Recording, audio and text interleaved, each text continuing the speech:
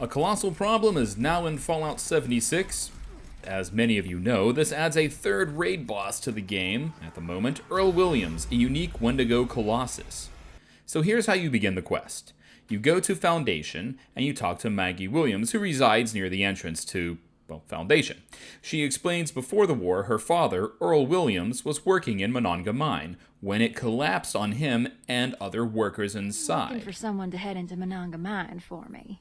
I'll pay for anything you can find about a man named Earl Williams. He was my pops. The mine's been closed up since before the war, but you look like the resourceful type. Think you can lend me a hand? Fair enough. What do you want to know? He and some other townsfolk got some liquid courage one night and decided to go up to the mine. I knew that damn bourbon would be the end of him somehow. They kept going on about getting the last of what they could before that Deke Sykes from Hornwright Industrial closed up the mine. Well, that son of a bitch ended up blasting the entrance closed with everyone still inside. This was back in January of '76, after Hornwright cleaned out everything that they could from the mine. So, I'm not delusional. I know he's dead. It's been over 20 years, and if the hunger didn't get him, then I'm sure the radiation did. I hope he didn't suffer too much. You don't think I tried? I clawed at the rubble until my hands bled, and they had to drag me away. They told me that my pops ran off and said the others left Monongah since there was no more work. I think it was some sort of cover-up. They either got paid off by the Hornwrights to keep quiet, or they didn't want to deal with the expenses of a rescue mission. What are you trying to know? All these newcomers make me nervous. Fair enough. I'll tell you what I can. Well, I'm not sure you'll find much more than some dead bodies, but if you happen to come across anything that belonged to my pops, I'd be grateful if you could bring it back to me. Those raiders are just out In 1907, that mine had one of the worst mining disasters in history. And then almost 2 centuries later, more people get trapped and buried in it. So yeah, don't be too spooked if you see a skeleton or two. The world is littered with dead bodies now. Get used to it. Well, there is one thing.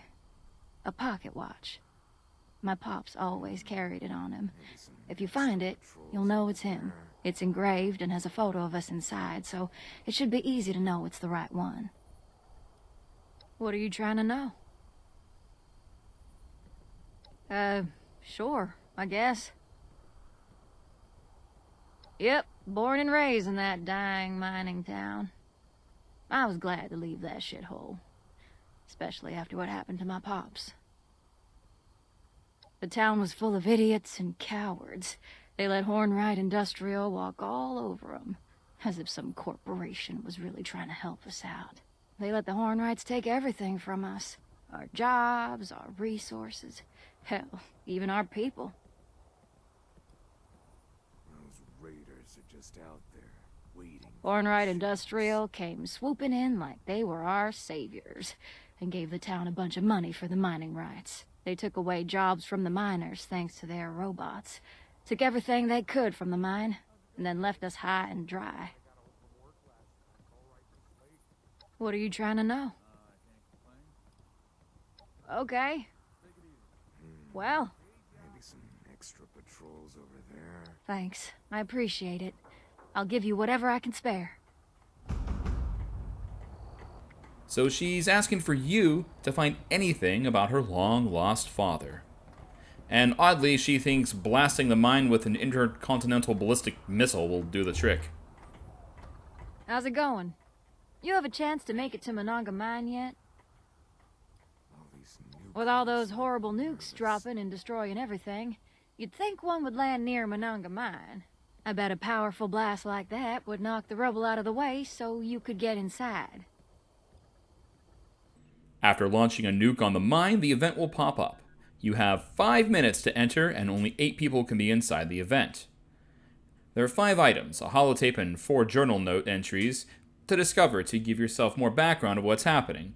Now, effectively, the survivors resorted to cannibalism, eat or be eaten, and Earl went a bit mad, and he eventually transformed into a Wendigo, a flesh-eating, wiry, ghoul-like creature, and then from there into the 3-headed beast inside the mine. I know I messed up. I never should have came into this mine in the first place. A few supplies ain't worth all this. Don't you for 1 second start thinking that I left you on purpose.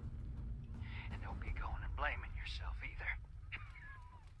I can't be there for you anymore. But you're tough. And I know you'll be okay. Never forget your pops loves you more than anything.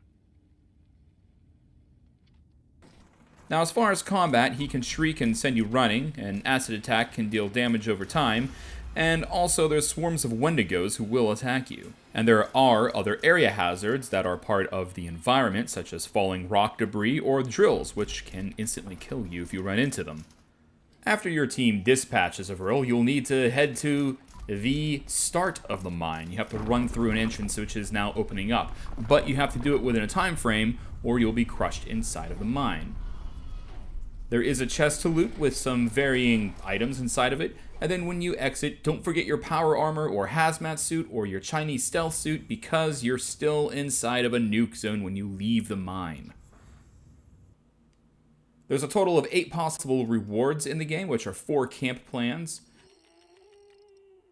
3 cursed weapons, which all have 90% weight reduction and then 2 other random effects. And the curse is, while they also deal more damage output than normal anyways, even on top of the other effects, they also have a very reduced durability. And finally, there is probably my favorite reward, honestly, is the reclaimed Deep Mining Helmet, which asks as both a gas mask and a headlamp. I'm finding the backstory to be great. It's pulling from the actual 1907 collapse of Monongah Mine, although a random NPC asking you to drop a nuke on the mine is a bit strange, and that kind of pulls me from the story a little bit, but hey, it's a video game.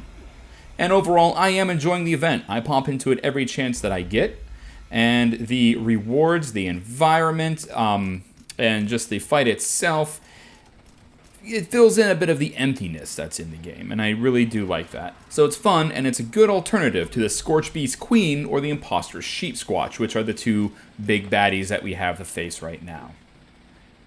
This has been Steel Talon Eric. I'm your Appalachia guide, and I'll see you next video. I saw a blast go down near Monongah. What'd you find?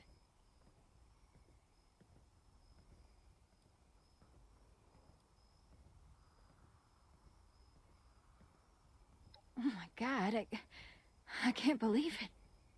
Pops didn't deserve that sort of fate. No one does. To think they had to resort to eating each other. All thanks to those damn horn rights. I'm glad you were able to put him to rest. He'll always be the man in this picture to me.